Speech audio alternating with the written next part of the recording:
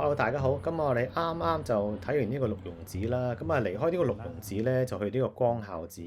咁啊，呢個光孝寺同呢個六榕寺咧，查實好近嘅。以前咧就直接可以見到個花塔噶啦。咁啊，我哋睇到呢個舊嘅地圖都睇到啦。呢個六榕寺嘅西邊咧就係呢個光孝寺啦。嗱，咁我哋沿住呢條六榕路咧行大概5分鐘咧就到呢個光孝寺噶啦。咁啊，以前啲人都有講咧，未有羊城先有光孝啊嘛。咁啊，點解咁講咧？就係原來呢個光孝寺咧前身就係呢個南越國嘅末代國王趙建德嘅故居嚟嘅，即係原本就王府嚟嘅。咁呢個南越國咧就係近時即係秦始皇嗰時咧已經派啲兵落嚟打呢個嶺南嗰時嘅嗰啲秦兵嚟嘅。咁啊，當時因為大亂咧，咁啊變咗呢班兵咧就唔想翻去中原啦，就喺度割據自守，就即係做咗個山寨王咯。嗱，咁啊到咗呢個三國時代咧，呢個東吳呢個孫權咧就貶咗佢一個大臣咧，呢個叫余藩咧就落嚟咗廣州度做呢個廣州即係管理呢一帶啦。咁啊呢個余藩咧就喺呢個王府呢度咧，就做佢嘅官府，咁啊仲順便咧仲喺度咧整埋辦埋啲學校之類嘅嘢咧，即係可以喺度教人讀書嗰啲咁咯。咁啊到呢個余藩死咗咧，佢屋企人咧就將呢個地方咧捐咗出嚟，就做一間寺廟啦。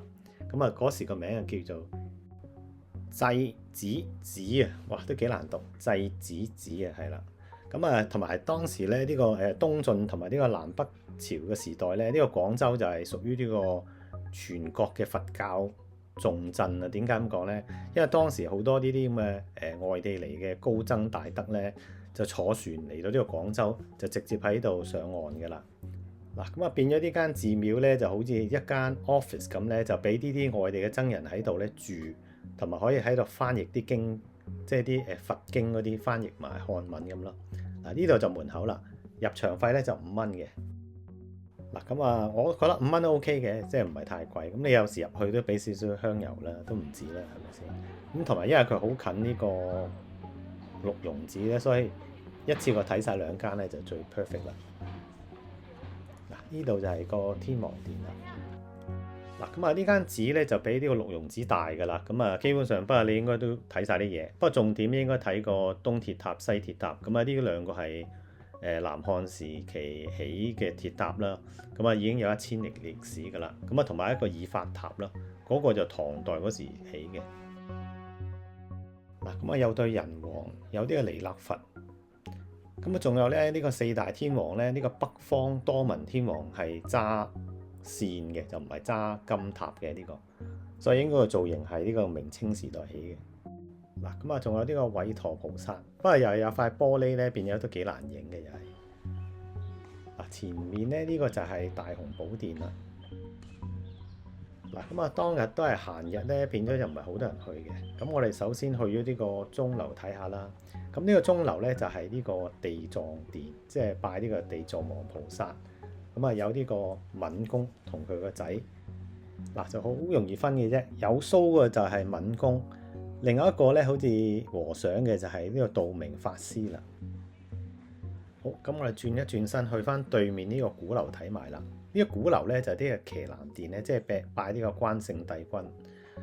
咁啊，但係咧留意翻佢造型咧，前面嗰個肯定係關公啦，但後面嗰個咧個造型好特別，會唔會係唔係關公嚟咧？呢個嗱，真係呢個係一個疑團咯。咁我都望佢入面咧，望清楚咧就冇寫其他嘢嘅。即係我相信都可能係關公嘅造型，不過佢冇鬚喎。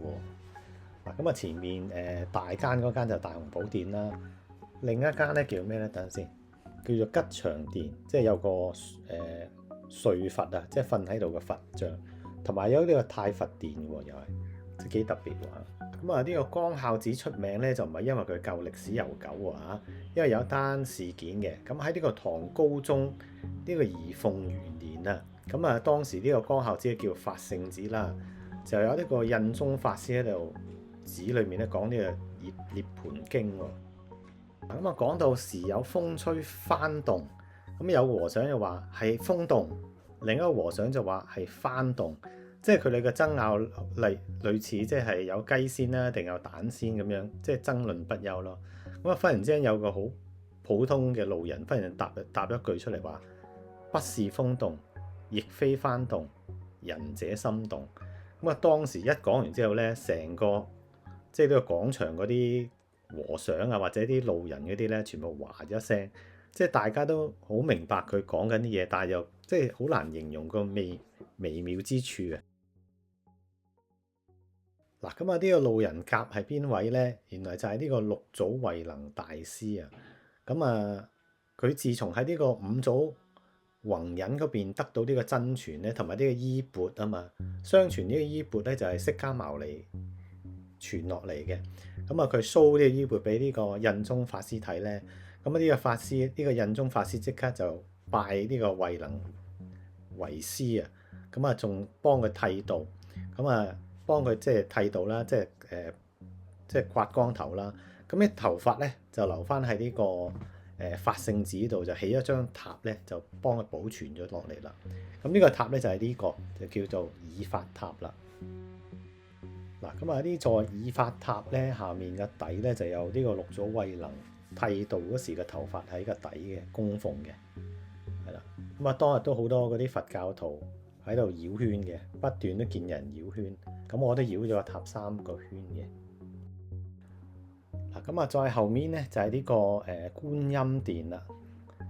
咁啊但係入唔到去嘅又係，因為佢唔知裝修緊啲咩咧，就離遠影啦。咁啊勉強影到少少咯。咁啊啲磚玉做嘅觀音都幾靚，我覺得。咁啊仲有呢個祖堂啦，就但係又係入唔到去嘅。仲有最緊要咧，就睇埋嗰個東面同西面嗰兩座嘅鐵塔。咁呢兩座塔咧就起於呢個五代十國年間嘅南漢國嘅。咁啊呢個係西塔，東塔咧我就唔知道有東塔咧，就冇去到，就即係走寶咗咯。所以你記住一定要去埋東塔睇埋。咁啊呢個係用鐵做嘅佛塔咧，就比較罕有嘅。呢邊咧得翻一半嘅啫，另一邊咧就應該成個塔都喺度嘅。嗱，另一邊嘅意思咧，即係喺嗰個蓮池嗰邊，即係喺呢個佛事登記處啊，同埋啲功德堂嗰邊咯，就我哋行緊呢個方向。咁啊，我都冇懷疑我冇行到咁過咧，我淨係見到佢嗰啲 office 嗰啲，我就費事走埋去咯。所以如果你去咧，記住睇埋東塔，東塔係靚過西塔嘅，因為東塔咧成個完整嘅。咁啊西塔啊得一半咧，咁啊東塔啊都可以去望下啦。嗱，咁啊呢兩座嘅鐵塔咧就係呢個五代十國嗰時嘅南漢國起噶嘛。咁啊睇翻佢哋都好崇拜呢個佛教咧，但係就唔係話好仁慈喎。呢條友都係嗰啲皇帝都係變態咧。